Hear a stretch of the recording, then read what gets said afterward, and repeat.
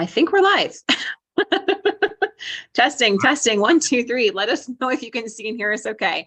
Hello, everyone. This is Heather Choate with Mark Johnston with the Thriving Marriage Podcast. How are you today, Mark? Doing all right. How about yourself? Doing good. I'm enjoying the slightly warmer weather, and I love this time of year. How about you?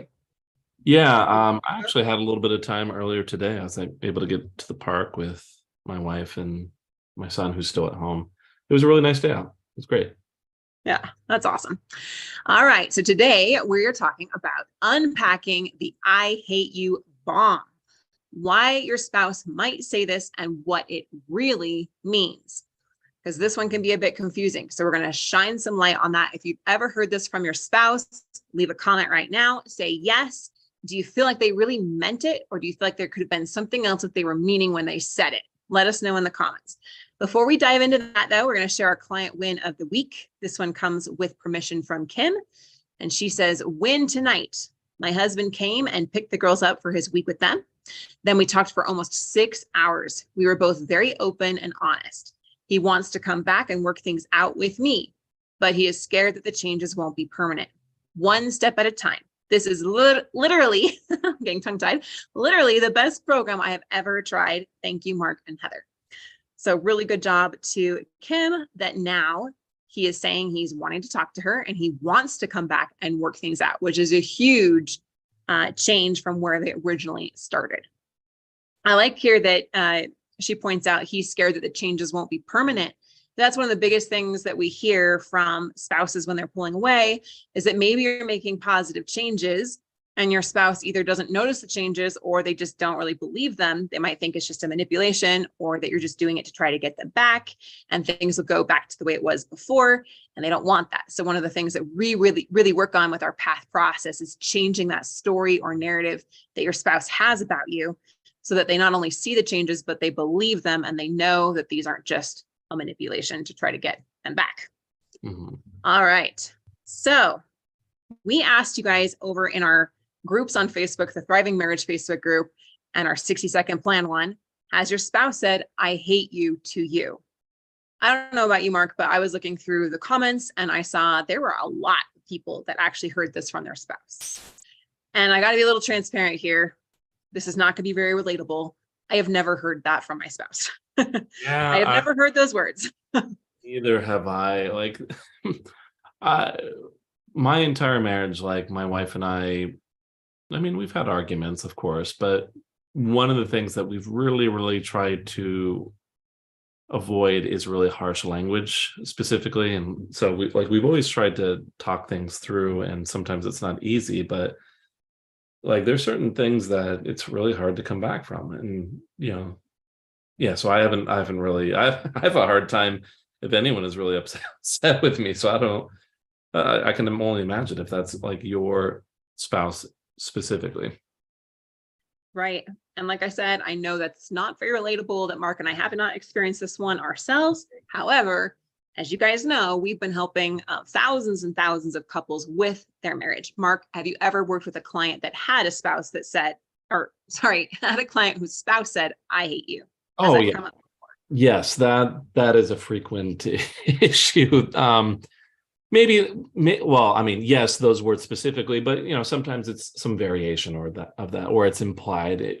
It's any situation where like the emotions are really heightened and it's getting really intense, and I think these are all very similar sort of things, whether it's specifically those words or something very similar. Agreed. In fact, I was doing some digging and I went into Psychology Today, and I was reading through this article talking about hating the one you love and how this idea that sometimes love and hate can be like, we kind of think about them as opposites, like they should be on polar ends of the emotional scale, but not always. And they even quoted from Celine Dion's song, I hate you, then I love you, then I hate you, then I love you more. Or Nat King Cole, sometimes I love you, sometimes I hate you, but when I hate you, it's because I love you. And I found that a really interesting kind of dynamic there. But let's get some understanding on what this statement really means and where it really comes from. Furthermore, in the Psychology Today, it was talking about how loving and hating someone at the same time is not necessarily a contradiction, but it does create profound emotional dissonance. And that's what Mark and I are going to dive into here. And they also said that hate can serve to preserve the closeness of a relationship when other paths of communication are blocked. So love can be a fertile ground for the emergence of hate, it says. When the intensity and intimacy of love turns sour, then hate can be generated. In these circumstances, hate serves as a channel of communication when other paths are blocked, and it functions to preserve the powerful closeness of the relationship in which both connection and separation are impossible. Have you ever observed any of that, Mark, in the couples that you've talked to? So I think like what this is speaking to is that I would say both love and hate really speaks a lot to the level of intimacy within the relationship, because you're not going to hate someone, not actually genuinely hate someone that you just casually have a relationship with. And so like I think even to get to this point, like the songs that you quoted or the Psychology Today article, are all kind of speaking to that. Like it's really hard to have a deep emotion of any sort, love or hate, without some degree of closeness. And I think very specifically, when you do have a very close relationship, it's easier to have hurt within that relationship. And that's kind of the very definition of intimacy. You're close enough that like things can be really good, but you're also close enough that there's a possibility of pain. And in these really long lasting, deep relationships, in my opinion, I think that's a little bit where some of this, these expressions of hate may be coming from. I don't know Right. if I answered the I question. I think so, you're actually yeah, talking about experiences, but yeah, that was my thought on it, at least. right. And from what I've seen, because it is an indication of intimacy, it is an indication of closeness and a meaningful connection, like you mentioned here, Mark. You can't really hate someone if someone just said something really snide to me at the store today and I didn't ever see them again, like I would just be like, wow, they're having a rough day. But if my spouse said those same words to me, that's going to cut a lot deeper, right? Obviously. So I would love for everyone who's ever heard that from their spouse to just lean in here to the potential or the idea that it's actually a sign of intimacy or that this relationship is meaningful to your spouse. Now, I understand it's very hurtful and destructive, and you can't really take those things back, but they can be repaired and overcome. And it is a sign that your spouse is not on the verge of apathy yet. So, Mark, one of the things that we talk about here is kind of the arc of a relationship. And one of the things that we look at when we talk to people in our marriage breakthrough sessions, our marriage analysis, and in the one-on-one coaching that we do is we look for how far is relationship kind of deteriorated. Mm-hmm. And anger, and even I would say this expression of hatred, whether true or not, is above the ladder of apathy. Once your spouse becomes apathetic, where they just don't care anymore, like they just don't have really any feeling for you at all, then it becomes even harder to turn things around. So what I'm trying to say is take it as maybe a sign of hope if you can. For Mark and I, when we would hear that, like that would be a sign of, okay, there's a lot of tension, but things have not deteriorated to the point of apathy. So that then means that there's an even greater likelihood of things turning around. So I hope that if you're hearing that, you can feel that there is possibility for you. But we definitely need to address why it's happening and what to do about it. So, Mark, where is this coming from when your spouse says, I hate you? And what could it mean? I think we have three main ideas here. Yeah. So I think the first off, if we're going to like kind of assume that everything is mostly good, I mean, it's not good if this is being said, but like if, in terms of the best circumstance of like where this is coming from, I think a lot of it's some desire for change. I think that's like a very big motivator. If they're like really having those intense emotions and it's really negative towards you, very, very, very, very likely they want something different here. And there's probably a lot of frustration behind that. So I do consider like if this is the case, you know, we need I want to divide this into like where the issue is, and it may be a little bit of a mix of these three things that Heather is mentioning. But I would say, hey, in this case, we're looking at this as more of a you issue, as in the hatred is expressed because there's a problem in some behavior here that you have some control over, and it's gotten out of hand. And I want to say, hey, it might not be even 100% your fault. It's almost never the case. But like with this consideration, like you do need to take some note of like where your responsibility is and see what you can do with what's going on. I don't know. Like, I don't know what your experiences are, Heather, but like maybe, like we mentioned, you and I haven't heard these specific words, but I do think like that intense emotion that I have seen with my wife, this is always kind of something that I start visiting in my own head. I'm like, okay, like how much of this is me? How much of this is my wife? What am I going to take responsibility over?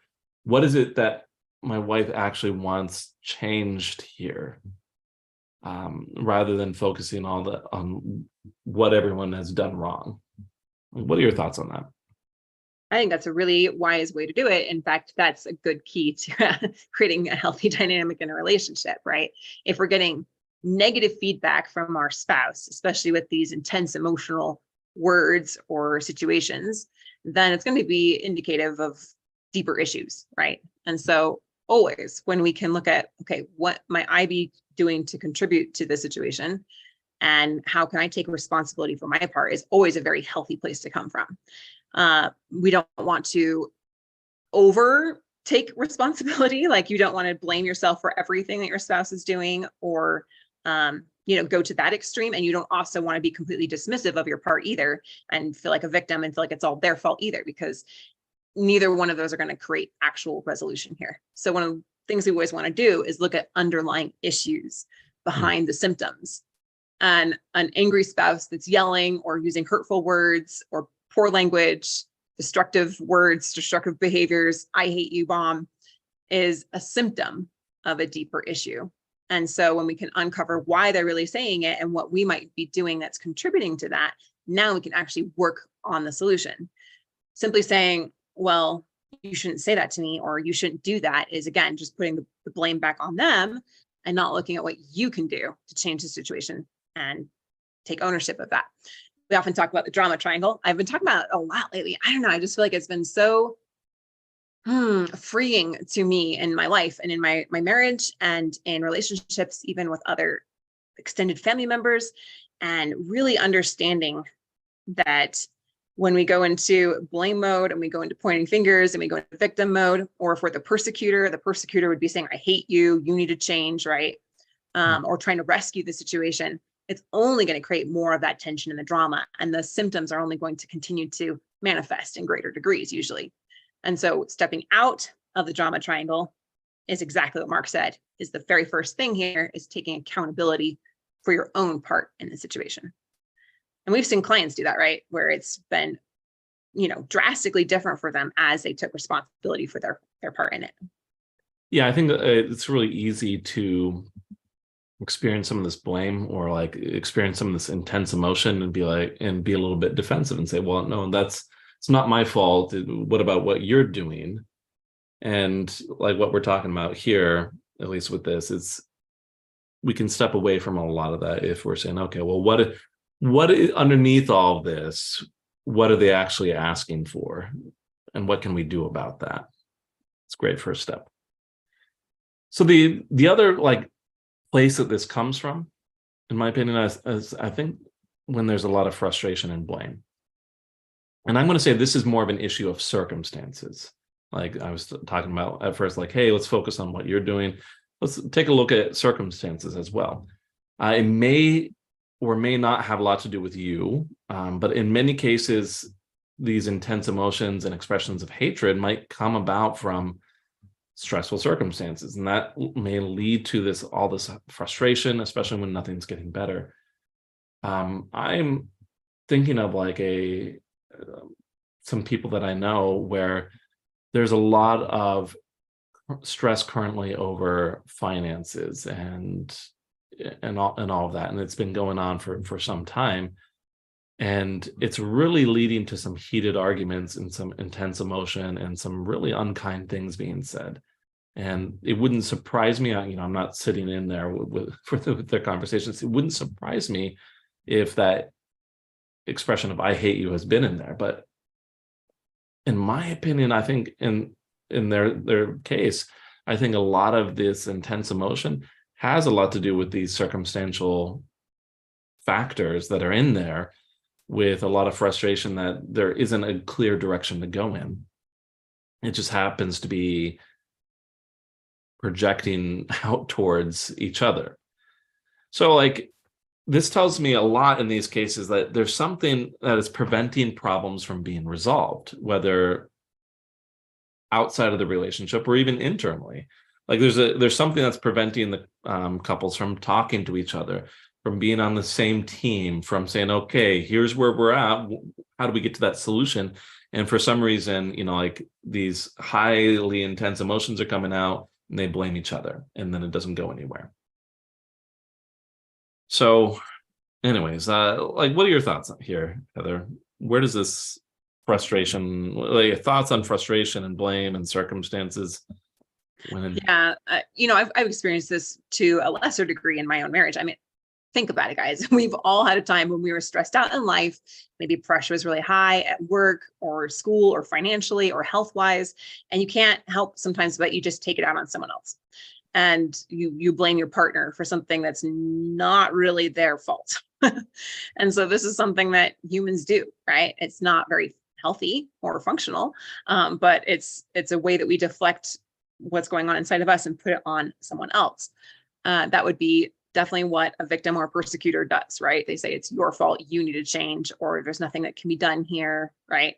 And so making sure that we can address healthfully in a healthy manner the issues that we're facing, and let our partner know, like, I'm feeling a lot of stress right now, I'm feeling a lot of pressure here, instead of just taking it out on them or blaming them for what's going on. And then work together as a team to resolve those issues instead of saying I hate you. What do you think, Mark? Yeah, I mean, I think that's always like really a ideal approach. Now, that's sometimes easier said than done. Like, it's really easy for us to say, hey, you know what? Listen to your partner, team up against those circumstances. And I think that's like really possible when the couple is in a much better place. I think especially when the emotions are running high, that can be really difficult. And, hopefully you're able to wait that out and wait for people to calm down, because eventually people calm down for the most part. And hopefully once they have, you can come to that point where you can create some common goals and whatnot. Yeah, I saw often in the comments, or not often, but at least several times, that their spouse said, I hate you, but they just said it in a moment of anger. They didn't really mean it. It was just kind of said in the heat of the moment, and that they regretted saying it later. And we've all done that too, right? We've all said things that we regret or that we don't, wouldn't have been the best thing to say. And so you can give yourself and your partner some grace about that.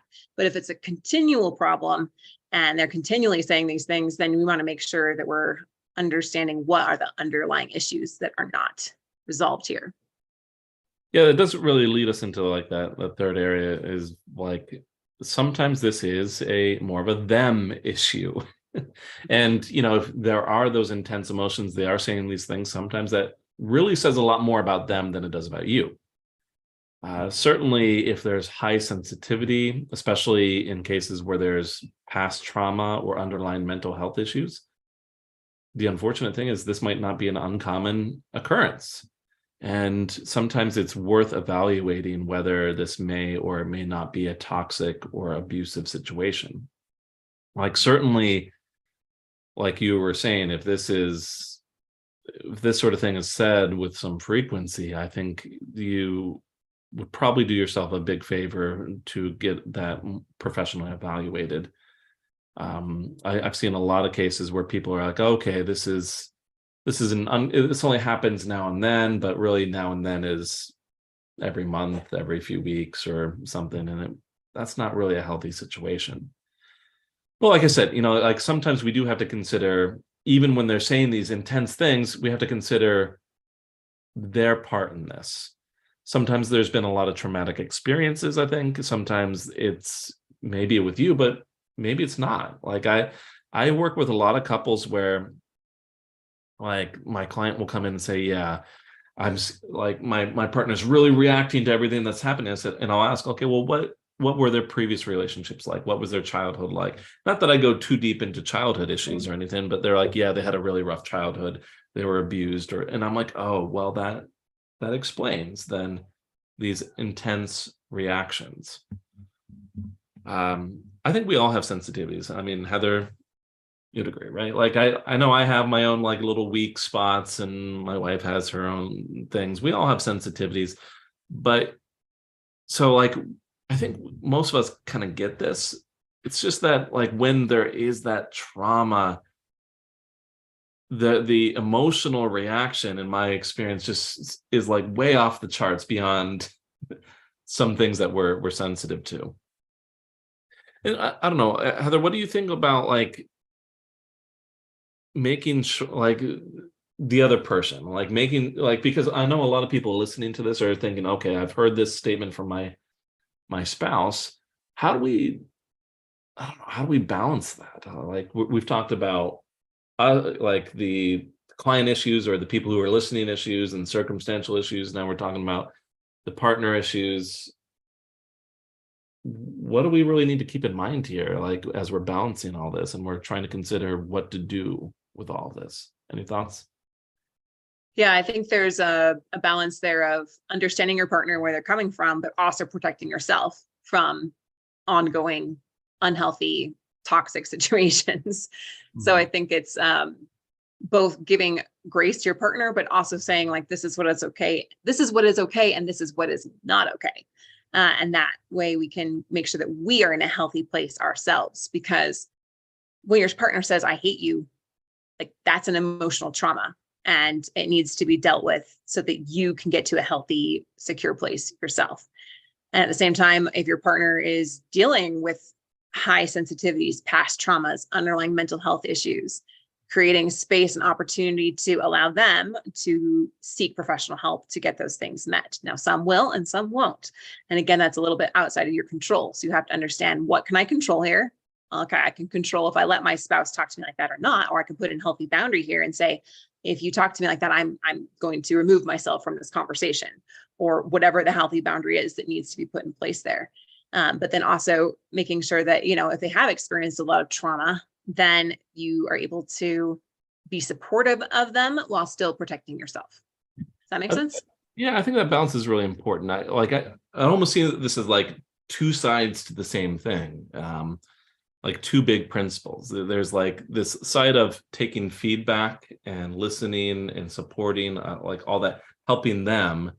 But then there's that other side of like setting boundaries, taking responsibility for your own part, making sure that you are experiencing sufficient respect here while things like this are going on. And many cases where this hatred or contempt have popped up, they can really turn unhealthy. And it may not always be appropriate to simply try and accommodate and placate and calm down your partner. And you need to draw that line. It's a really kind of, in my opinion, it's a fine line to walk. And hard to Yeah. tell like when it has crossed that line into this unhealthy, abusive, or toxic situation, and when you should just actually be calm and patient and understanding and supportive. And for that exact reason is why I think it's so wise to get outside perspective and outside expert care, professional care. That's what Mark and I do, right? Because you're so close to it, you can't always see it for what it is.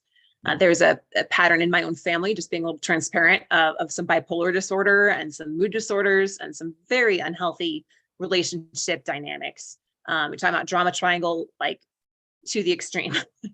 And so when you are raised in that kind of environment, that clouds the way that you see things and the way that you think life should be done. Then when I got married with Ben, he was like, whoa, like some of these things are not okay, because he was just like a frog being put into the boiling water, right? Whereas I was used to it. And so having his outside perspective was helpful to me to realize, oh, yeah, that actually isn't a good way to address that. When I'm feeling hurt, I should be able to go to them and say, hey, that was hurtful. And I'd like to work together with you to have a good relationship. And instead, they just blow it up and blame you for everything, right? That's not a healthy dynamic. Okay. So what can we do here? Like, how can we change some of those patterns? So right now, you and your spouse are in a certain pattern, and you may have been in this pattern for weeks or months, sometimes years, sometimes even decades, right? And because we're so used to our patterns, you come home, your spouse says something sharp, you get defensive, then they get defensive, you blame them, and then they're blaming you. And soon it's a shouting match or whatever it is. You're so used to doing things that way that sometimes you don't realize that you can do things a different way. And you may not realize that there's, again, some of those healthy patterns that you can put in, they're going to change the situation. And to know that fine line of when do I be completely understanding and empathetic and, working with my partner, and then when is it okay to say, I'm putting up a boundary here, this is not how you should treat me. So because we're so close to it, it really helps to get that outside perspective. So if you guys would like, we offer a free breakthrough session where you can get that outside perspective. So just leave a comment and say breakthrough in the comments, and I'll get you the link where you can book that with us so that we can help you see, like, here is where you might want to give a little more. Here's where you definitely want to make sure you have that strong boundary, so that we can navigate the situation and heal the relationship. Exactly. So I think like we can make some general assumptions that kind of shed a little bit more light on this, I think. So first off, I want to say, like, this is a serious issue. If there's an expression of hatred, I'm very concerned that like contempt has set into the relationship. That's a really serious state to be in. Like, it takes a lot, I think, to shift from those feelings of love to feelings of hate. Now, we talked about how like in terms of intimacy, like the potential there, you can go either way. So like it takes a while to get there, just to be at this level where you can have intense feelings. But even still, like most, I assume that most relationships start off with a whole lot of love, a whole lot of care, a whole lot of affection, a whole lot of admiration towards each other. Otherwise, you wouldn't be in the serious relationship. You wouldn't be married. You wouldn't be doing all these other things. So another assumption we can make is it means that there's probably been some things building up for a long time. Very likely meaning that there are problems in the relationship, perhaps with feedback, with opening up about feelings, with problem solving. We look at,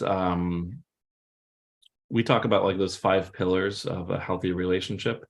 There's probably something rotting away with one of those. And the pillars, just for clarification, it is, there was an F word. Oh, fulfillment. Yeah, I was like, I know the first 2 started with it. Fulfillment, feedback, intimacy, positive regard, and commitment. I'm guessing like there's probably been at least some problems with feedback. There's probably been some problems with intimacy there. There's definitely at this point problems with positive regard and how they view you.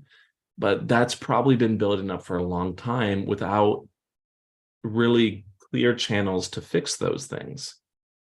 I can even say further, like the couple probably hasn't been really building up a healthy narrative. It hasn't been really supported well. Like, what I'm saying here is that this goes much deeper than just the statement of "I hate you," and just the fact that statement is coming up tells you like where to start looking. Like, hey, we can start looking at the way we communicate with each other, the way we describe our actions about each other, or our beliefs, and the things that how we describe each other. We can start taking a look at how open we can feel with each other, and whether we feel comfortable sharing some concerns or some problems or even some happy moments. These are all like places to start looking when this comes up. Certainly, I think if your partner is telling you that they hate you, I think that's abundantly clear at this point that there's an unhealthy relationship dynamic. So anyways, those just like some, I just wanted to go off on that small tangent there because like I think we were talking about a little bit about where this was coming from, but I just wanted to really put it into context and give like the scope of this. I think most people understand that this is serious, but I just kind of wanted to give a few more thoughts there. Yeah. So some two big principles to take away here, right, is it's really about taking feedback, which is about helping them and understanding where they're coming from, and then setting boundaries, which is all about protecting you in this situation. And that really comes down to your needs and their needs. Looking at that, we can look at those 5 pillars of a healthy marriage, and you can look at what are some of those root issues there and leave a comment if you feel like is it lacking in fulfillment? Is it lacking in feedback? I definitely would say it would be because feedback is the ability to give and receive feedback in a healthy way. Positive regard, probably checking the box there. Intimacy and commitment. And so one of the comments that I saw a lot of as well in our groups was they're not maybe saying it in words, but they're saying it in actions, which can also be, something that you want to look at with those underlying issues. So where do you need to build up strength in the relationship? And where do you need to have one of those 5 pillars healed? So leave your comment, let me know. I have trainings and guides on every single one of these that Mark and I have put together. So leave a comment if it's fulfillment, feedback, positive regard, intimacy, or commitment, and we will send you one of those free guides to help you guys to strengthen that area of your relationship. So Mark, a little more about how do we balance that? Like we keep talking about kind of like balance the taking feedback, which is helping them, and setting boundaries, which is protecting you. I think, yeah, we were talking about this a little bit earlier, and I think that's like one of the biggest principles or one of the biggest kind of things that we need to take into consideration as we're doing this. As we were talking about before, we're saying, okay, if they're saying this, then there is something to address, and you need to really consider, okay, is this something that I need to change? Is this something that I need to support my partner with? And at the same time, because of the high intensity that the statement represents, there's probably some need for some boundaries here and some definitions of how you should or should not go about discussing this matter. So this is how I always like approaching boundaries. I always, and I think that's a very good thing to be discussing here. I always like saying, okay, what is it that you're specifically needing or wanting? Like what is the line in the sand? What are you asking for from your partner? And then where's the big wide open door for them to go through in a healthy way? As an example here, you might say, okay, you might say, okay, it's all right that you're feeling like this, but you can't speak to me like that.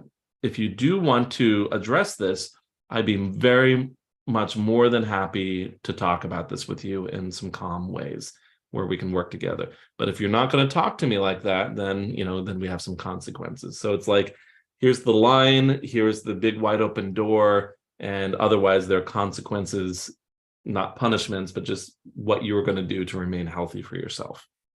And I think that's probably, in my opinion, the best way to approach that balance, is that definition of, or that approach to boundaries. Love that. Thank you. All right. So Mark, can you share with us, because I feel like it'd be very helpful if you can give like a case study or a client example specific to this issue, if you can think of some, where their spouse is saying, I hate you, or just very angry, volatile, destructive types of communication. And how did you help them to both understand where their partner was coming from and give to them some of their needs, but also setting some of these healthy boundaries? So the first one that comes to mind, I'm thinking of like a client, and in this case, so the wife had come to us first, and right off the bat, I was starting to wonder, like, okay, is this like a somewhat abusive situation? Is this a really unhealthy situation here? Because the The husband was speaking very harshly to my client and his wife. And then on top of that, there had been like multiple affairs, and a lot of the blame for his behavior was going towards my client. And so, like, obviously there's some unhealthy behaviors here, but that statement, like, I hate you, was coming up. And as I talked with my client, I was like, okay, well, let's take a look at what's going on and where his complaints are. And a lot of the complaints were about her not loving him and not supporting him. And while at the same time, he was doing these terrible things towards her.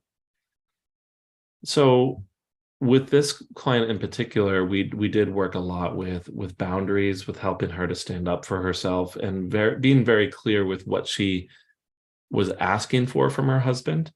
And interestingly enough, he did not respond well at first. Oh, actually, it's not really surprising. Like, I think a lot of people don't really react well to these boundaries, or when we try to change up some of the patterns in the relationship. The principle that was at play here, like what I was trying to encourage my client to do, is the principle is called extinction, where we stop rewarding unhealthy behavior. Because every time he would come and complain, what did she do? She accommodated him. And, then the cycle would continue. So I helped her set some boundaries and then back off and really not reward some of this really highly intense blaming behavior, he couldn't really keep pushing that blame towards her quite as much. He was left to his own consequences, and he did flounder a bit. Like, he, started once again seeing like going out there and starting talking to other women, but like eventually he calmed down and had to come back and work things through a little bit. Now, ultimately, in that case, I just didn't think it was a healthy situation. He kept coming back, and he kept being very unhealthy and going through these cycles. And eventually my client said, I'm recognizing now this isn't a good situation for me. So we shifted, and I was supportive of that decision of hers. But like, it took a lot of work to come to this point where she said, okay, this really isn't healthy. And to make a decision to stop accommodating that healthy situation. But I think that was the best example that comes to mind, balancing some things out, listening to her partner and trying to accommodate him while drawing that line, and really evaluating, how much of this was the client, how herself, or how much was her husband, how much it was circumstances, all that. It was a really interesting case. What I love about what you just shared is that even though, like, we always like to shine the light on the marriage was saved and everything turned around, that's not always the case. But the beauty of what she did was she got clarity on how people should treat her and what she should accept Exactly. in romantic relationships. And that is going to serve her so powerfully the rest of her life in any other relationship she's going to be in, because she was not in a healthy situation. And we've seen so many people go from one unhealthy, broken, dysfunctional relationship right into the honeymoon phase of another, and then right back into the destructive phase. And they never learn how to break that pattern. And that's one thing that I love that we do, is we give you guys the tools to understand how to have those healthy functional patterns in your relationship. And she can also look back with no regrets, because she gave her husband the opportunity if he wanted to change.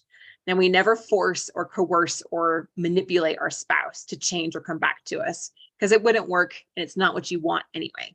You want your spouse to love you and want to be with you for who you really are, not because you tricked them into coming back to you.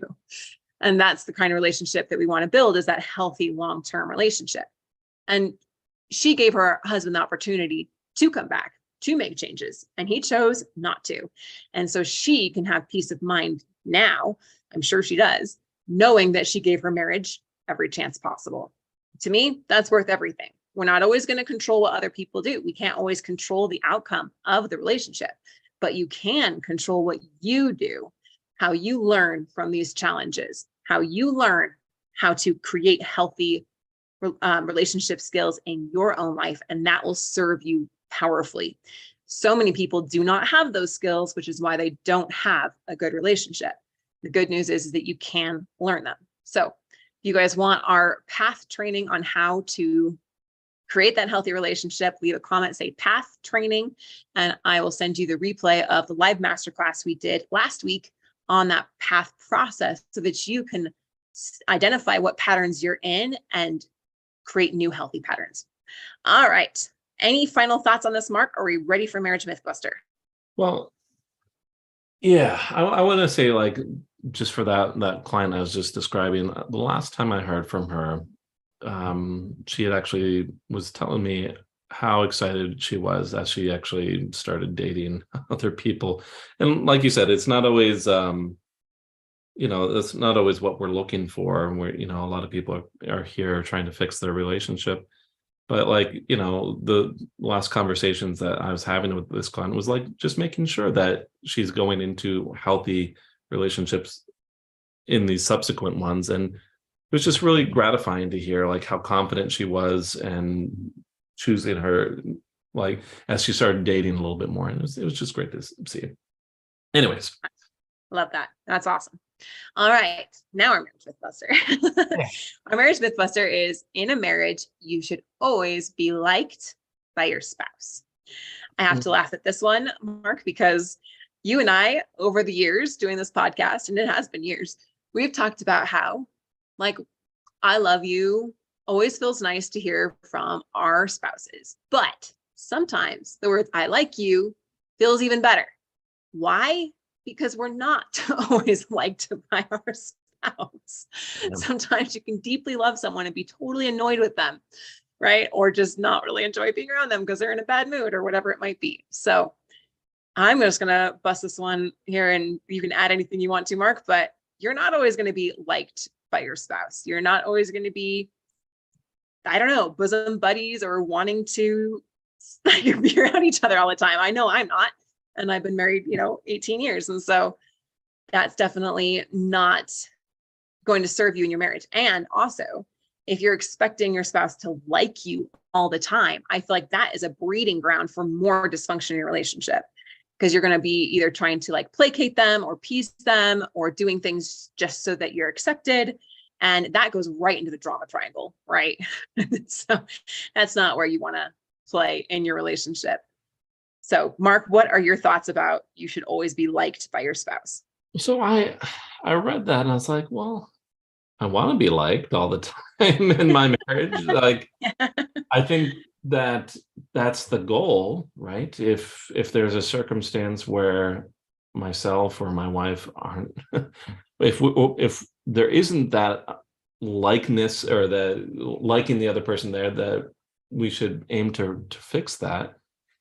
But I do think that just being different people, having different opinions and whatnot, and different habits, I do think that, like you said, that's not always going to be the case. I think a lot of being able to ride through the ups and downs of the relationship, and like those moments where you might not like them quite as much as you would want, it speaks a lot about the level of commitment in the relationship. It also speaks a lot about, like, do you have healthy expectations? And I think that's a little bit what you were touching on, is like, hey, it's not really reasonable to expect to always like your spouse.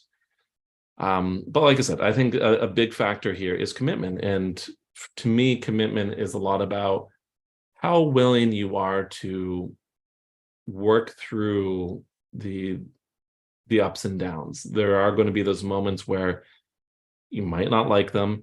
Can you actually go and talk to them? Are you willing to have that difficult conversation? Are you willing to address that annoying little habit? Or, are you willing to just put up with it and because you are committed?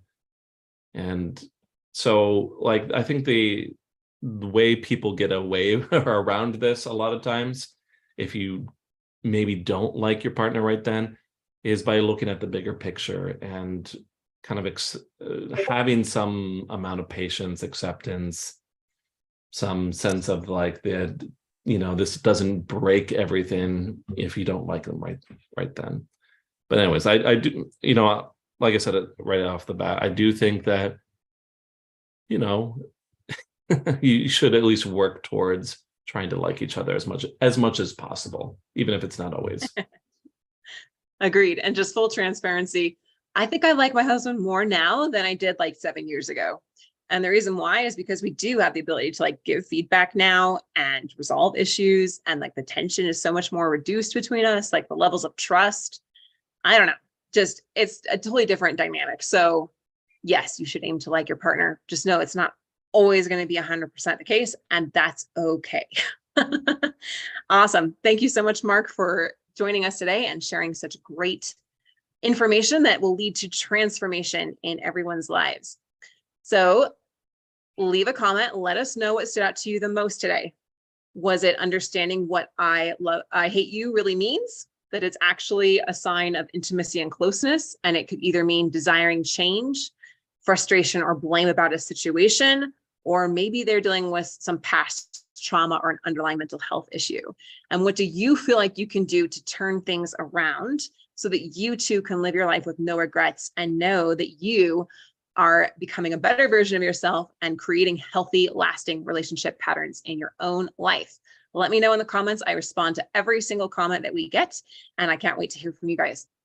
And next week, we're going to share with you, we're actually going to be doing a live Q&A, working with you guys on if your marriage can be saved. So if you're in our Facebook group, make sure you watch out for the link where you can submit your situation, and we will review it live and do a quick initial kind of high level diagnosis of whether we feel like this is a situation that could be turned around or not. So thank you so much for joining us, Mark, and we look forward to seeing all your marriage thrive. See you, everyone.